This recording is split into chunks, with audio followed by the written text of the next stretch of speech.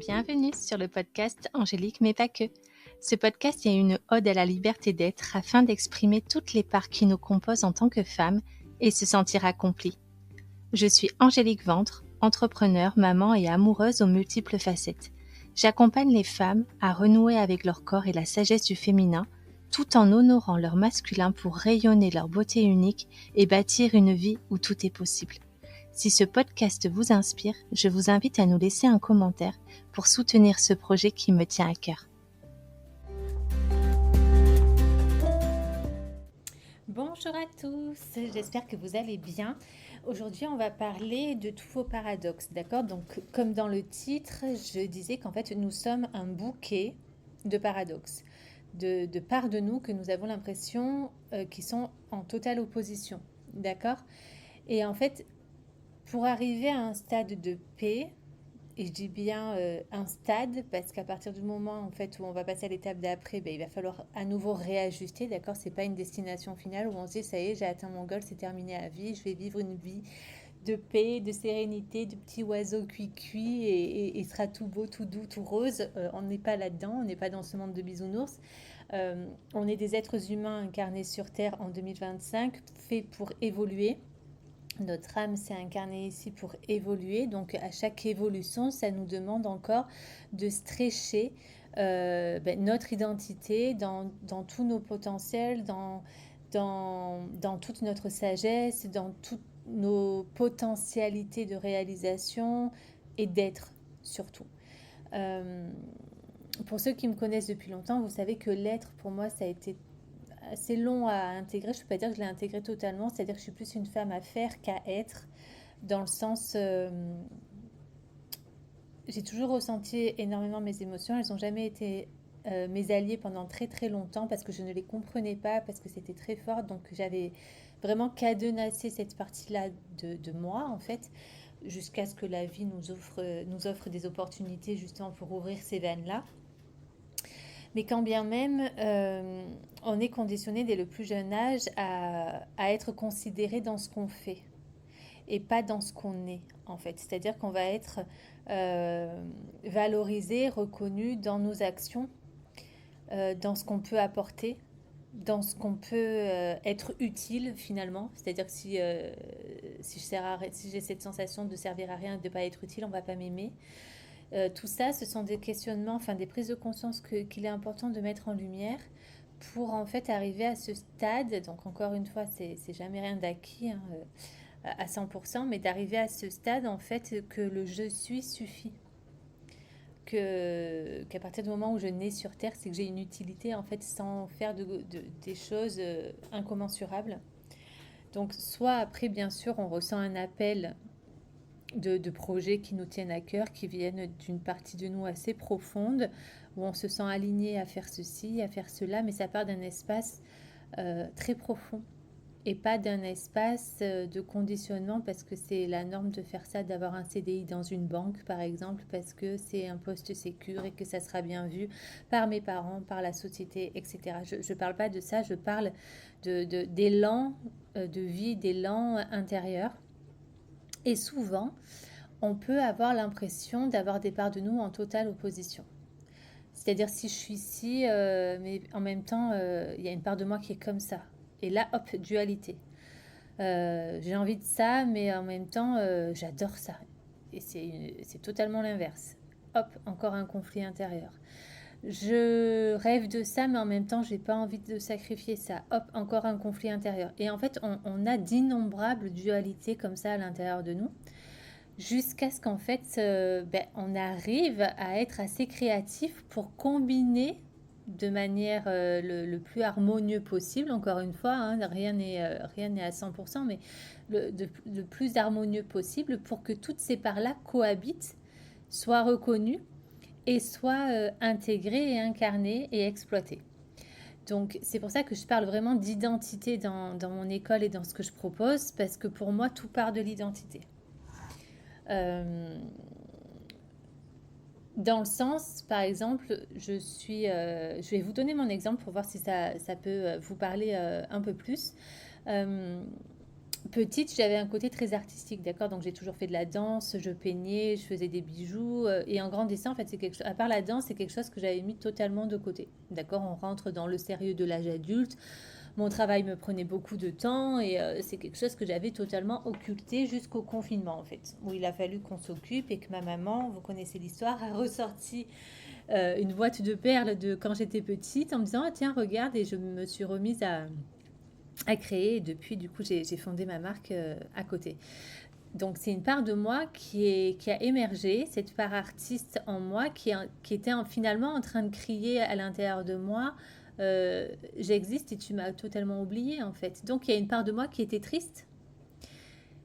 Donc des fois la tristesse, elle est là pour nous enseigner des choses. Donc elle peut être là sous forme de... Cet oubli peut être là aussi sous forme de frustration, peut être là aussi sous forme de colère ou de rage intérieure qu'on ne comprend pas pourquoi, etc. Parce qu'en fait c'est des parts de nous qui sont totalement à l'abandon à l'intérieur de nous et qui essaient de s'exprimer par diverses émotions, par diverses situations, par diverses relations aussi qui vont vous mettre en miroir parce qu'il y a besoin d'être mis en miroir, d'accord? Donc c'est pas que le miroir qui enjolie et magnifie, c'est aussi le miroir de tout ce qu'on ne veut pas voir. Donc cette part de là, je l'ai exploitée. Et au fond de moi, j'avais plein de croyances sur l'artiste. J'avais plein de croyances parce que j'ai toujours entendu que souvent les artistes, ce sont des rêveurs, des paumés ou des galériens, ou enfin peu importe, mais en tout cas, j'ai souvent eu un portrait assez péjoratif de l'artiste. Alors cette part-là de moi, automatiquement, je pense que je l'ai bien étouffée pour ne pas être jugée à ce niveau-là, alors qu'en fait, c'est pas du tout ça. Pour moi, on est tous des artistes à partir du moment où on met quelque chose qui sort de nous en vie, on est artiste en fait. Donc voilà, donc ça m'a demandé de déconstruire tout ce qui était croyance autour de l'artiste. Et je sais profondément aujourd'hui que j'ai clairement une âme d'artiste, d'accord? Donc je continue la danse. Il n'y a que la peinture que j'ai un peu ralenti, mais autrement, voilà, je crée des bijoux. J'aime même tout ce qui est graphique et graphisme au niveau de mes sites ou de mon compte Instagram. Je fais tout toute seule. J'aime ce côté-là. Mais à côté de ça, je sais aussi que j'ai une âme de femme d'affaires. D'accord? Donc je ne dis pas que je suis haut placée ou quoi que ce soit, pas du tout. J'apprends, je débute, je me plante, je réessaie ou quoi, mais c'est quelque chose qui me plaît. J'aime ça. Voilà, j'aime le challenge, j'aime découvrir, j'aime le beau, j'aime. Tout simplement, il n'y a même pas besoin de chercher des mots. Donc je sais que j'ai cette part-là de moi. Et pourtant, les deux peuvent être totalement opposés. Artiste et femme d'affaires, il y a un truc qui coaque là. Ben non. Non, c'est une part de moi qui veut s'exprimer aussi, que je laisse s'exprimer. Et en même temps, je sais que je suis une femme qui a une très haute spiritualité. Je crois profondément qu'il y a quelque chose de bien plus grand que moi qui me guide à chaque instant. Et je sais profondément que nous sommes sur Terre pour incarner ce divin en nous sur Terre, dans notre vie d'humain en fait. Donc c'est-à-dire vivre à partir de notre guidance intérieure, vivre en incarnant cette divinité sur Terre, en expérimentant la matière. Et pourtant, pareil, ça peut être totalement déconnecté de la femme d'affaires. Ben non, en fait, j'agis dans mes actions d'âme d'affaires, entre guillemets, à partir de mon essence spirituelle, dans ma vie d'humaine. Je sais que voilà, j'ai une âme d'entrepreneur, j'ai testé le salariat pendant 12 ans, ça m'a forgé, ça m'a enseigné, j'ai eu de très très belles années. Par contre, je sais que j'ai une femme qui a une soif de liberté, d'indépendance, j'ai besoin d'expérimenter, j'ai besoin de découvrir, je suis très curieuse. Et en même temps, j'ai vraiment besoin d'un très gros ancrage et de beaucoup de sécurité. Les deux peuvent être aussi totalement paradoxales. La fille, elle a une aventurière, elle aime découvrir et en même temps, elle a grand besoin de sécurité. Ben non, en fait, j'ai appris à gérer les deux, dans le sens que quand j'expérimente quelque chose, je me mets en général, on va dire, un cadre sécure, ou alors, des fois, je fais des gros sauts dans la foi et je sais que, voilà, c'est la foi qui opère à ce moment-là. Ça ne veut pas dire que je suis sereine des fois dans les décisions que je prends, mais tout ce que j'ai pu prendre comme très, très grosses décisions et des gros risques, la vie m'a toujours soutenue. Et vous savez, c'est quand, comme on dit, saute et le filet apparaîtra. Bon, ben voilà, la vie m'a toujours rattrapée, a toujours sorti le filet pour que se concrétise le risque que j'ai pris en fait. Donc tout ça pour vous dire que l'école Phoenix, elle est vraiment pour ça en fait, c'est pour qu'à l'intérieur de vous, vous fassiez la place pour chaque partie de vous et que vous accouchiez de votre intégralité, dans votre pleine intégrité. Et, euh, et je sais pertinemment en fait que la femme, en l'occurrence, a beaucoup de dualité. D'accord, je suis maman. Donc, combiner ma vie d'entrepreneur, de femme d'affaires, d'artiste, au milieu, j'ai un enfant, un préado à gérer, à éduquer, qui me challenge aussi, parce qu'on est tous dans le même bateau. Hein, voilà, voilà, entre la primaire et le collège, il y a un gros cap. Donc, moi, ça me challenge dans mon rôle de maman, dans mon rôle de femme, dans mon rôle de positionnement, dans la guérison de mes blessures, parce que les enfants sont des merveilleux déclencheurs, d'accord. Tout ça fait partie du chemin. Et, euh, et je sais profondément que j'ai vraiment à cœur de transmettre et de guider pour moi, tout ce que je vis et tout ce que j'expérimente et tout ce que j'arrive à manifester dans ma vie, c'est pas pour rien, c'est parce que j'ai une soif d'emmener les gens avec moi. Clairement. Donc je sais qu'en plus de toutes mes casquettes, je suis vraiment une guide, d'accord. Et j'ai plus honte de le dire, je l'affirme et le clame haut et fort parce que je sais profondément que j'ai toujours fait ça finalement dans ma vie à titre gratuit avec ou des potes ou dans mon ancien travail. Voilà, les gens sont toujours venus se confier à moi facilement et j'ai ce don de voir en face de moi le potentiel et le talent de la personne, ses freins aussi. Et en fait, j'ai du mal à supporter un talent qui est latent, en fait. J'ai des femmes autour de moi qui ont des talents immenses, qui ont une valeur personnelle immense et qui végètent sous des couches de conditionnement, de vibrations et de croyances. Et j'en fais partie. Hein. Je ne peux pas dire à l'heure d'aujourd'hui que je suis à mon maximum de mon potentiel. Hein. Par contre, j'ouvre des portes.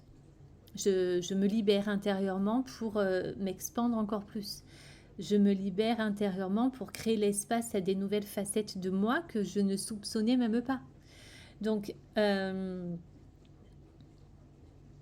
pour moi, on peut tout incarner, toutes nos parts en fait. Et il y a nos parts aussi que l'on n'a pas forcément envie de découvrir. Donc c'est nos ombres, c'est nos peurs viscérales, c'est nos insécurités, c'est des choses que l'on n'a pas envie d'aller voir en fait. Et pourtant tout se joue là. Donc aujourd'hui j'ai fait une vidéo sur les périodes de sas et effectivement ces périodes-là sont très très inconfortables parce que c'est les périodes où il se passe rien, d'accord. C'est Roxy Valade qui parlait de salle d'attente. Moi je dis plutôt que c'est des phases de sas, d'accord. Vous êtes entre deux pièces, entre deux réalités et vous êtes là dans l'attente en fait. Et cette attente elle peut être plus ou moins longue. Euh, et là, j'en ai vécu une grosse cet hiver et ça a été très très inconfortable pour moi. C'est-à-dire qu'en fait, j'avais plein de petits apéritifs, vous voyez, des petites opportunités qu'on venait me mettre sous le nez. Je posais mes accents et hop, plus de nouvelles. Attends, sur plein de domaines comme ça. Et cette attente a été viscéralement, par moments, intenable. Ça m'a vraiment challengée dans mes profondeurs et je me suis rendu compte de l'impatience que j'avais, en fait, clairement. Et c'est de là qu'on se solidifie et qu'on s'enracine encore plus profondément dans ce que nous sommes en train de co-créer avec la vie. Et là, des choses commencent à fleurir, je vous en parlerai très bientôt. Donc, tout ça pour vous dire aujourd'hui que pour laisser la place à vos parts de vous, il va falloir déconstruire. Pour laisser la place à vos parts de vous qui ont besoin d'émerger, et ça passe, comment savoir ce qui a besoin d'être émergé en vous, c'est de juste voir votre journée, votre quotidien, quelle personne vous inspire, qu'est-ce que vous admirez ou enviez chez telle personne, etc. Ce sont des parts de vous qui s'expriment, en fait, ce sont des effets miroirs de ce qui est à l'intérieur de vous qui n'est pas encore exploité ou qui n'est pas encore réalisé. Mais si c'est pas encore réalisé, c'est qu'il y a des couches d'oignons autour. Il y a des couches de croyances, il y a des couches de trauma, il y a des couches de vibration en fait qui n'est pas encore alignée à cette réalité-là. Donc moi je sais que je fais un énorme travail de libération en continu en fait, clairement. Et c'est ce qui me permet aussi d'accéder à des réalisations où là je suis en train de manifester un rêve de petite fille en fait, clairement, qui est qui s'est présenté à moi suite à une déception, comme quoi la vie est très bien faite. Et tout ça pour vous dire, voilà, j'en reviens à mes moutons, parce que des fois je perds le fil, euh, que la phase de déconstruction, souvent, on la fuit, parce elle est forcément, elle n'est pas confortable, parce que la vie, elle est cyclique, d'accord? Donc, on n'est pas que en phase d'évolution. Voilà, la phase d'évolution, c'est là où on kiffe, c'est là où toutes les choses se mettent en place, c'est là où on commence à récolter, c'est là voilà, c'est là où ça roule, quoi. Mais ça en vient derrière la phase d'involution. C'est là où on recalibre, c'est là où on libère, c'est là où il se passe rien, c'est là où il y a cette fameuse salle d'attente se sas. Et là, en fait, c'est là où on a l'opportunité de consolider notre socle intérieur, nos fondations. Et nos fondations, c'est vraiment s'ancrer dans ce que vous désirez créer en ce moment. Qu'est-ce que vous êtes en train de créer? Qu'est-ce que vous voulez, en fait? Et pas tout remettre en question, chose que j'ai fait d'innombrables fois. Quand ça marchait pas comme je voulais, je remettais tout en question. Est-ce que c'était le bon choix? Est-ce que je me trompe? Est-ce que... Non! Au contraire, là, la vie, elle est en train de te tester, entre guillemets. C'est comme si elle t'observait comment tu réagis là, en fait. Si tu es en train de tout remettre en question, si tu es en train de t'affoler, si tu es en train de t'ébranler et de faire tomber tout le château de cartes que tu as créé, bon, ben, la vie, elle se dit, ben, elle n'est pas prête pour le niveau d'après, en fait, parce que dès qu'il y a un truc qui se met pas en place comme elle veut, elle est prête à rebrousser chemin. Alors que c'est tout à fait l'inverse qu'il faut faire. C'est rester ancré dans sa posture, dans son identité, pleinement. Et au plus on accepte ce qui est, au plus la phase d'involution est moindre. Et je sais de quoi je parle. Au plus je résistais, au plus elle était longue. Au plus j'étais en conflit avec cette période, au plus elle me semblait interminable. Au plus j'attendais une réponse, au moins elle arrivait. C'est bien courant. Et pourtant, on retombe encore dans des schémas comme ça. Donc, c'était le partage du jour. À vous de créer votre propre bouquet de paradoxes. Et ce bouquet, vous allez l'offrir au monde. D'accord? Ce bouquet, c'est votre trésor pour le monde. Le monde a envie de sentir des parfums uniques, d'alliances de plein de fleurs, de contrastes. Sinon, c'est trop ennuyeux. Imaginez tout un bouquet rose pâle. C'est beau. C'est plus pétillant quand il y a toutes les couleurs, toutes formes, toute odeur. C'était le partage du jour. Je vous embrasse. Je vous laisse méditer là-dessus. Pour tout renseignement sur l'école, je vous invite à prendre votre appel découverte gratuit. C'est là où on fait un bilan gratuit de votre situation pour voir si l'école est faite pour vous, si vous êtes prête surtout à faire ce chemin avec moi. Le lien est dans ma bio Instagram. Je vous mets le lien aussi en dessous en texte. Et je vous embrasse. On se retrouve mardi prochain.